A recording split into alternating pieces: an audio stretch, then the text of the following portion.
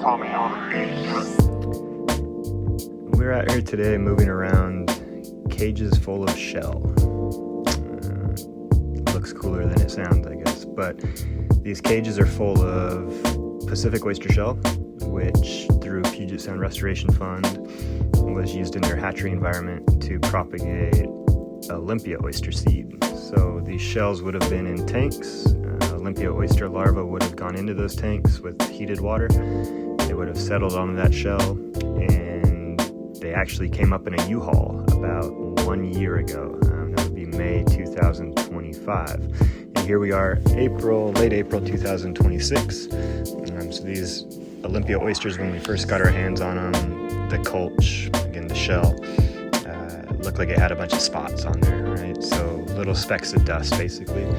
And we've overwintered them on our farm, on our tide flat lease. So we put them in a healthy little environment for them to really chill out over the winter. And we've seen great growth. So now there's Olympia oysters that are graduating at this point. So they're no longer a speck of dust, and they're more the size of a dime to a quarter. So each one of these shells within those bags could potentially have 50 Olympia oysters on it. That's at the high end. The low end is going to be a couple. But what happens is that we're moving all these cages over, and the other team, so Puget Sound Restoration Fund, Washington Fish and Wildlife, a lot of volunteers, local and non-local.